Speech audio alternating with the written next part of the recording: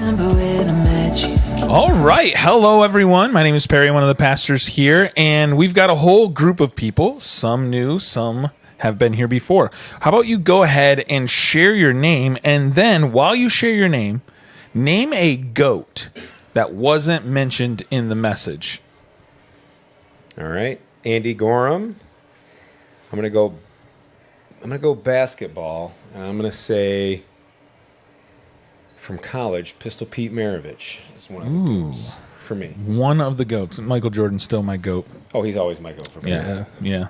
Anybody else is Isaiah Thomas. He's also a goat. Yeah, nothing compared to Michael. Unfortunately, no. And I was a Pistons fan. Me too. All right, how about you two? My name is Matt. Matt Tate. I'm gonna go. I'm a little biased, but I would have to say my favorite guitarist, Guthrie Govan. Okay. He plays every style you can think of at the highest level. I love that you said that because I know nothing about guitarists. So for you musicians, if you have a different guitarist goat out there, put it in the comments for us. And Matt says you're wrong if it's different. Or maybe you could just confirm that he's correct. Yeah. I don't know. Let's get a conversation about that going. Yeah, That'd be great. Love to hear that Matt's correct. And last but not least, I'm Kathy DeMott. I think I'm going to go with a local goat. So that would be Judge Charles A. Pratt, who was the Kalamazoo County's first elected black judge. And they just named the new Justice Center after him last weekend. It was a big ceremony. That's where Yance and I spent our weekend participating in that ceremony with our friends. And he started the Kalamazoo Legal Aid and the Black Caucus, and he made a huge impact and helped bring in new judge and mentor them. So he's very significant in our community. So that just happened last weekend, so it's heavy on my mind. Hey. And it was quite a celebration. there we go. A local goat. That's awesome. That's Yeah. very cool. Yeah, it is. Very nice. Well, cool. No Pistol Pete, but it's close. Yeah. Yeah. All right. Well, let's jump into the message. What stood out to y'all in today's service? And it could be the message. It could be the music. It could be anything. What stood out? I do want to say Pastor Dave said Leckard Rabel this service. Leckard Rabel. When He also could not spell respect. So Yeah, I'm that was pretty great. I was a big fan of RESPCT. Find out what it means to him. Yeah. Dave, your mistakes are what stood out the most to the two gentlemen. The other thing was, though, with the fact that Dave and I have talked about that mountain climber many times, because I watched it's called Free Solo. And I asked Dave if he saw it. He goes, yeah, I did. So we talked over that. So he goes, you probably won't know who this is. And as I was walking out, I was like, I know who that is. So that was always nice when you can know, when you know a random fact. Did you know him before you talked to Dave about it? Or Yeah. No? Oh, wow. Yeah, I just, for some reason, I like to watch documentaries and stuff on things that I will never do, ever. And climbing anything, no. But free soloing without a rope, that's insane. Yeah, there's no way I could ever do that. When I saw that, I actually bumped a girl next to me and I said, oh, I could do that. She looked at me. She was like late elementary. What? You think you could do that? No, I couldn't. Yeah. How about you guys? What stood out? I think the distinction between being successful and having significance was really important, because you can be successful in so many things, your job or your sport or just even being a good friend. But to be significant, that legacy that lives on, and that's why I talked about Judge Pratt, just to hear his life story, and then all the other goats out there. But you don't really even have to be a goat. You can just be, your stay-home mom who's sewing into their children, grandparents who, sow the word or just kindness and love into their kids, or you can be a pastor or a musician. There's so many things that, like what he said, using our gifts and our skills. And I loved in the verse, and it says that God's grace in various forms, that we should be stewards of God's grace in various forms. And I've never really thought of it that God's grace in various forms are the gifts. His grace is our gifts that we all have in the talents. So it doesn't really matter who you are. You have something. God has instilled something in you to use as a service for him and his kingdom. Oh, yeah. So we're all significant in that way. But I like this challenge. Are you being successful? Are you being significant? Yes. I like that. Yeah. Yeah, this, it would really be super easy to feel like really called out by this service, being a musician, But this is a thing that I think about a lot, because for a long time, like the normal, like monetary normal success would make me feel significant to me. So like just thinking about significance in a different way, and a less selfish way, where I stopped thinking about like wanting to be, significant to myself, and like how can I be significant to my community, and bring up the people around me as well. Yeah. Well, what's cool is just seeing you use your gifts each and every week. I mean, you're always shredding it on the guitar. And what people don't know is that you also help with a ton of stuff behind the scene. You've got these gifts and these skills that I know nothing about any of that stuff. Like my musical knowledge ends at band. Growing up in the church and just singing with other people, but I don't know if that even really counts as like true musical talent. Whereas people like you've got so many intricate gifts within the whole sphere of music, which is just so much deeper than even what we see on stage. So, dude, we love that you're using your gifts. Mm-hmm. It is. I don't know. It was weird because it made me think about the first time I ever played here. There was something way more significant to me. And I wasn't thinking about the stuff I was playing, and it was just different from every other church that I've ever played at. And cause I don't know, just maybe the first time I really sank into worship, I guess. But yeah. So I've just kind of been. What's cool about that? This wasn't a prepared question, but when Dave was talking about this, he mentioned like the definition of significance, and Kathy mentioned this too. It's like your definition of significance and success. It's wrapped into Christ's gifts for us, like how God created us. And you mentioned like I never felt quite that depth in playing music, and then I felt it here, and I think that's powerful, because I really do believe that God has created us all for a purpose. And when we truly fulfill his purpose for our lives, which is always wrapped up into his plans and his goals, we do get energized and we get fulfillment out of that. Have you guys ever experienced that? Matt mentioned that for him, but have the two of you ever experienced that yourselves? Of someone calling out a gift in you? Of you using gifts in a way that you could tell God was using you, and you could feel that significance. You could feel the reward of it. Yeah, I would say so.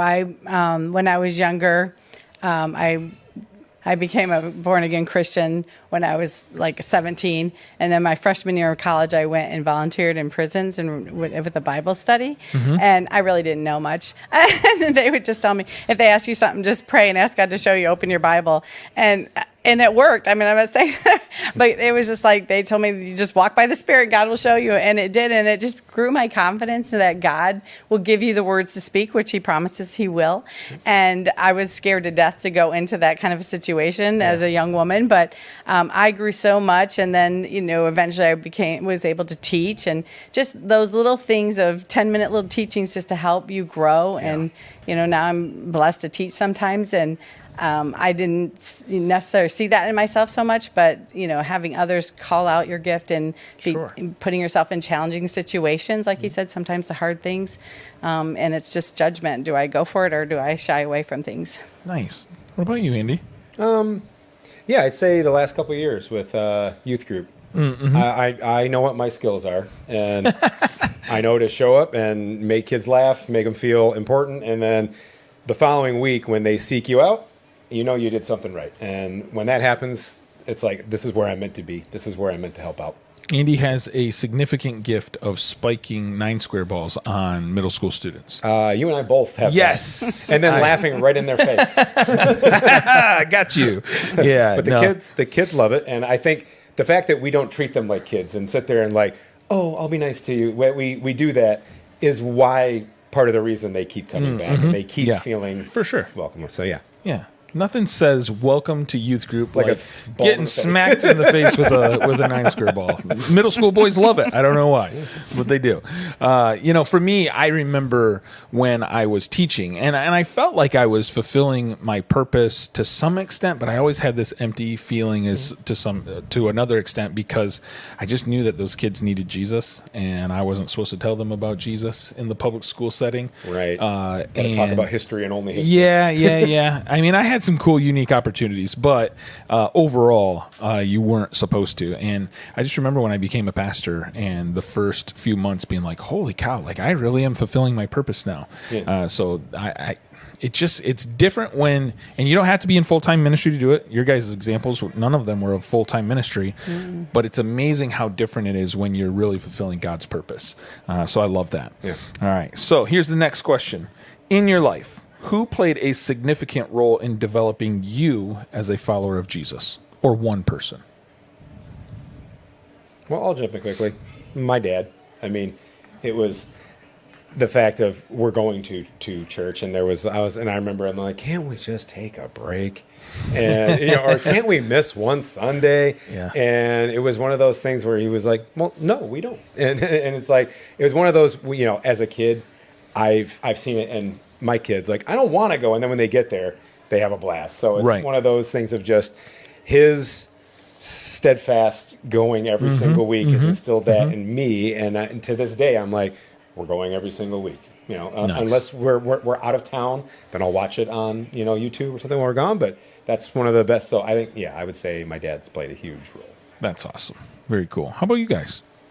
I would have to say one of my youth pastors growing up. He's now a lead pastor at a church in Manistee, one of the M towns in Michigan. But his name is Pastor John Croft. We call him PJ. We called him PJ. But he, I don't know. There was just a thing. He made me important to him and that was the first time anybody besides like my parents and grandparents had done that. And then again in like post high school, like the first couple years after high school, we reconnected and we were helping a friend turn like a barn into like a living space, and just got to talking more because I had lost my faith quite a bit. Just gave me some different perspectives and things that I needed to hear, like outside of like my mom and dad and my grandparents, which, I should probably say them too. And then my good friend Tanner that we all know, he, coming to the young adults group, like vastly changed my life. Yeah. Oh, you mean traitor? Yeah. Sorry, I mispronounced. Bohan. Mispronounced. Whoops. I mean, Pronounced he does come back from time to time at least, so that's good. He's awesome. We love Tanner. But how about you, Kathy? Can you think of anybody? Well, I'd have to be my oldest sister, Karen, because in high school, life was crazy. And she would always say, she had started going to Bible studies while she was in college. And she's like, oh, God won't give you anything you can't handle. He's always going to make a way. And I'm like, I wish you would do it quicker. And, and then I would call her and, she would pray with me all the time. And even all through my life, when I moved back here with my divorce, she and her husband were mentors to me and my children, and just spiritually just always encouraged me and gave me opportunity to use my gifts and just to step up. And they really mentored me well through my life and just sowed the word into me when Awesome. things were rough. So, yeah. So good. Yeah, we all have people like that. For me, I moved a lot as a kid. My dad was also a pastor, and if anybody knows anything about ministry families, they move a lot. It's kind of like the army and ministry families. And so as a result, I had a ton of different people pour into my life, but I remember a couple youth pastors who really made a significant impact in my life. Specifically, one guy who was literally only involved in my life at that level for 1 year. He volunteered. He wasn't we didn't have a hired youth pastor. He was just a volunteer guy with a few other adults. And I just remember how much he challenged me to not just take my parents' word for it and to actually look into the Bible and see what the Bible has to say, which I think really helped me as a young man kind of look to see, okay, well, what does God actually say about these things? And I had some doubts and I had some questions, and he kept driving me to that and to do my research. And I looked into other things, and man, he was such a great support for me, and he really mentored me and helped me develop as a young man. And so I still, to this day, I'll talk about that story all the time, because it was only 1 year, like not even a full year. It was one school year, and he made a huge impact in my life. But all right, here's the next one. How can we stir up, with all of those things in mind? All right, we just talked about people who impacted us. How can we stir up the imaginations of the next generation for the cause of Christ? Spiking them in the face with a ball. Yes. I think part of that, though, joking, but making church a fun place to be. Yeah. Because the more fun it is, the more people want to show up. Yep. The more they're willing to invite friends, and that helps because then kids are experiencing Jesus in different ways, even if they're just showing up once or twice throughout a random school year. That's more times they would have experiences than they might have for not being a fun place to be. So I think I think making the next generation a focus, and knowing that we need a legacy as opposed to just it's great if I go to heaven, but I think it's also not as great as if more people go to heaven as a result of just seeing how God has worked through me, because I'm not going to get anybody there, just me. Sure. God's the one that does. So Yeah. yeah. I What do you think guys- too. I think when you see talents in kids, or when you see them doing something well, just affirming that, calling it out in Yes. them, or boy, I really see that you're a leader. And like we had a kid in CK 3 years ago, and he was kind of, you would say, one of the more rambunctious kids, but I noticed that he had a great sense of humor. And so, and to like, I called that out. Like, I'm like, you have such a great sense of humor, and leaders often have humor. So it's a great way. Do you want to come up and help me and do things with me? And just the fact that I noticed he had humor, then he felt good and he was acting more responsible and being my helper. And it just made him feel, where other kids were like, oh, maybe thought he was annoying. But the truth is, if you just redirect the talent to be something, positive, it's really good to pull things out in our youth, or even each other. I see your leadership. I see your giftings of being an organized person, or, Sure. administrative strengths, which I don't have, but your wife does have. And I was about to say, organized. That's definitely not us. It's not me either. I got to take off, but I just want to say really quickly, I the same thing as Kathy, really, but I'm trying to do it more at the things that I'm good at, like in music, and then Music for Christ specifically, doing worship with the kids, and then Yes. also Yes, like you're doing a great job. Of we will be recording some music. I'm a sound engineer and a producer, so if you want to do that, let me know. Yeah. Let me know. I gotta go. Yeah. There you go. I'm late. Hurry, Matt, hurry. Don't be late. Yeah. Rock our socks off, Matt. You know what I love about what you both just said is that I really do believe that our church is a place where the next generation can get involved using their gifts and their talents. I remember the churches that I grew up in would want us to, but it wasn't necessarily like, there wasn't really anything that someone in the next generation would be like, yeah, I really want to do that. It just wasn't an environment for that, other than maybe like helping out with the kids as you got into middle school or high school. It'd be like, oh yeah, I'd like to do that, because I remember when I was there and that was fun.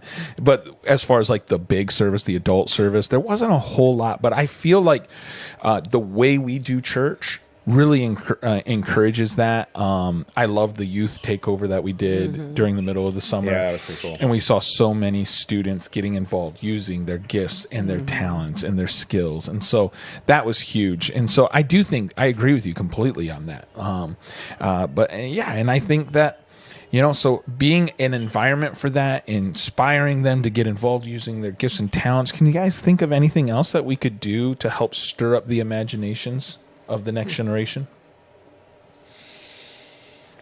Finding out what's important to them now, and seeing Yes. like what they're concerned with for the future, and then brainstorm on what solutions could we have as Christians and as people wanting to learn to raise up leaders. Like, okay, if that's your concern for, what can we do now, or what skill sets do we need to develop to do that as a youth group or as a small group, and help work on that. So just kind of finding out what their concerns are, or asking them, like, what do you see your talents? Or having a time where you speak into them and go around the room and say, I see this in you, I see this in there. And people sometimes are like, I never would have considered that about myself. And sometimes it just opens up possibilities for them. Yeah, I mean, that's a huge part of what we try to do here, right? Is Yeah. we try to be relevant to what people are actually going through. We try to be mindful of the next generation as a part of that. And so that's all a huge part of what we're trying to do. So let's go to the next question. This is our last one. What are some practical ways that we can develop the next generation of Jesus followers in our community and church? So it's just kind of dialing in just a little bit more practically. Are there any other thoughts? This is kind of almost like part B of that same question, so we may have already covered it. Yeah, a little bit, but I think some practical ways is we can do more youth takeovers. Make it more than one Sunday out of a year. Yeah. Make it so they're feeling that, and ask them, what do you want to do? Don't just assume a kid's going to do like you said. Talk to them, ask them what they want to do, and then find ways to incorporate that and work them in. Sure. Like, you're really good at that. Like, hey, you want to come? I mean, getting them started with, I don't want to say easy things, because standing at a door and saying hi to people for some kids, it's hard. Yeah. So the fact that you ask them to try to to help, and then they understand that serving doesn't mean you have to move mountains. You can just open Sure. a door for somebody. Sure. Yeah. And then that can then carry over into other ways. They might hold a door for somebody at school they might not have held the door for before. And when somebody asks them why, they go, "Oh, that's what we do at church." Something small like that could then snowball into Sure. who knows what. So Yeah, we could definitely get students involved in serving, and but I think for us adults, we can get involved with serving them. True. Like you mentioned, being a youth leader, like that's a huge opportunity to pour into the next generation. Working with the kids on Sunday mornings, man, we have so many kids running around here, Yep. and that's oftentimes what people say when they come here. They're like, "Wow, this church is alive. There's so many kids, and we love that." And most of the people who gravitate towards our church, that's a huge part of why. But at the same time, sometimes it's interesting because people are like, "Yeah, we love this," but they're hesitant about getting involved with working with kids, and like maybe thinking, "Oh, I'm too old," or Sure. Man, some of our best volunteers are grandmas and grandpas, you know, and they just pour into the next generation. And so, man, I just challenge you guys, if you're watching this and you're not involved with serving or mentoring or developing the next generation, consider it. Because I don't know, Andy and I have a ton of fun with the youth. I know there's a bunch of people right now having fun with kids. Yep. And Kathy, you've been in and out of all those ministries. Yes, I love it. Yeah. I think it's really important too. One of my goals always with a youth group is that to teach kids to pray out loud, because I never prayed out loud till I was in a small group of a Bible study when I was like 17, and it was so scary to me. And it's a skill set that then you can take out in the world and pray with anybody, which Sure. sometimes you can just go up to someone and like, you see someone like, "Are you having a bad day? Can I pray for you?" And it's amazing what can open up and happen and minister just that simply. Anyone who can learn how to pray out loud can go and do that and be a difference in the world.